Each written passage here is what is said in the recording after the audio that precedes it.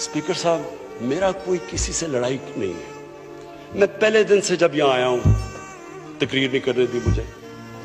जब मैं बात करता हूं शोर मचता है, गलत बातें करती है। मेरी किसी से कोई लड़ाई है? इन सबको जो भी ये समझता है कि ये मैं किसी से लड़ाई की वजह से या कोई मैं अपने दुश्मनियां किसी से हैं, मेरी कोई किसी से दुश्मनी नहीं।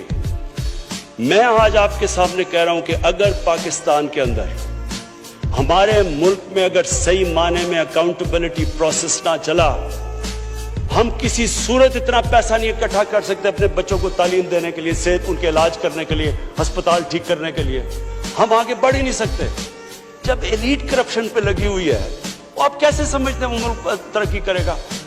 हम जब आप किसी के ऊपर केस होता है, वो कहते हैं जी पॉलिटिकल विक्टिमाइजेशन है। मुझे ये बताएं कि मेरे ऊपर पॉलिटिकल विक्टिमाइजेशन नहीं थी जब इन्होंने मेरे ऊपर कोई 2002 का फ्लैट डिक्लेयर हुआ, मुझे इन्होंने सुप्रीम कोर्ट में 6 केसेस कर दिए। मेरे इलेक्शन कमीशन के अंदर मुझे सुप्रीम कोर्ट में 2 केसेस किए।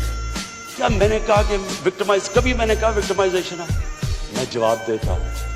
मैं जब वो फ्लैट लिया था, मैं सारी दुनिया जानती है मैं इंटरनेशनल क्रिकेटर था, मैं तो जवाब दे ही नहीं था। मेरे पास तो कोई पब्लिक ऑफिस नहीं था।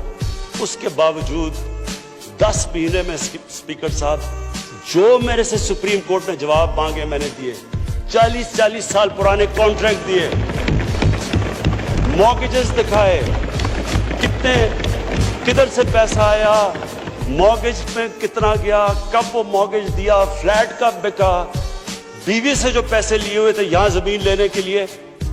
आपको पता है सुप्रीम कोर्ट ने मेरे से पूछा कि जनाब आप बताएं, साबित करें कि आपने बीवी को पैसे वापस किए थे। वो बीवी ने ईमेल दे रही है कि हाँ इसने पैसे वापस किए थे। उन्होंने कहा नहीं, सबूत दो। ये कभी हुआ ही नहीं है ऐसे कि वो बीवी कह रही है पैसे, वो कहते नहीं। बैंक स्टेटमेंट्स निकाल के दी 15 साल पुरानी, जो मेरा ट्रांजैक्शन बीवी के साथ था, मनी ट्रेल दी, सारा जो पैसा वहां से हलाल की कमाई का बाहर से पाकिस्तान लेके आया, उसकी मनी ट्रेल दी। स्पीकर साहब, कोई मैंने कमाल नहीं किया। ये हर उस मुल्क में जिसमें जेन्युइन डेमोक्रेसी है, वहां एक लीडर को जवाब देना पड़ता है, क्योंकि वो अमानतदार होता है, वो पब्लिक के पैसे का अमानतदार होता है। ये कोई विक्टिमाइजेशन नहीं है। और ये जो नैब है, ये हमने तो नहीं नैब बनाई, एक आदमी हमने भर्ती नहीं करवाया। नैब तो पुरानी है, 90% केसेस भी पुराने हैं, लेकिन गालियां हर रोज मुझे पड़ती हैं कि जनाब देखें इमरान खान ने ये कर दिया, वो कर दिया। लेकिन स्पीकर साहब, मैं चाहता हूं कि हमारी पार्लियामेंट चले। मैं चाहता हूं कि डिबेट हो सही, क्योंकि डिबेट के बगैर आइडियाज तराशे नहीं जाते। डिबेट सबसे इंपॉर्टेंट चीज डेमोक्रेसी की अकाउंटेबिलिटी और मेरिट के बाद तीसरी चीज है, वो डिबेट होती है। यहां डिबेट ही नहीं हो सकती। जब बात करो वो शुरू हो जाते हैं कि जी वो नैब न्याजी नेक्सस या कभी कुछ शुरू हो जाते हैं। यानी इस तरह तो बोल देखे ना स्पीकर साहब, मैंने तो नहीं नैब बनाई।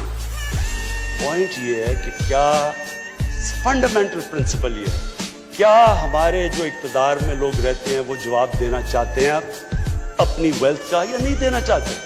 और अगर वो नहीं देना चाहते तो बाकी क्यों देंगे?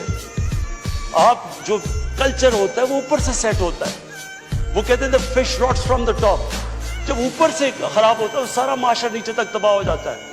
करप्शन का स्पीकर साहब नंबर 1 प्रॉब्लम ये होता है कि मुल्क में जो पैसा ह्यूमन डेवलपमेंट में जाना होता है वो लोगों की जेबों में चला जाता है।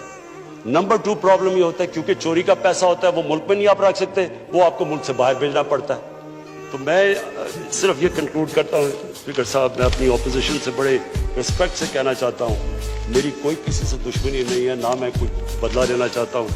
मैं सिर्फ ये बिलीव करता हूँ कि हमारा मुल्क, अल्लाह ने इसको इतनी नेमतें दी हैं, अल्लाह ने इससे क्या क्या चीज़ें नहीं हमें दी, लेकिन जब तक इस मुल्क के अंदर रूल ऑफ लॉ मीन्स कि everyone is equal in front of law, जब तक रूल ऑफ लॉ और लीडरशिप की अकाउंटेबिलिटी नहीं होगी, हम भी वही सारे बनाना रिपब्लिक्स की तरह एक समुंदर होगा गरीबों का और थोड़े से अमीर लोग होंगे। शुक्रिया।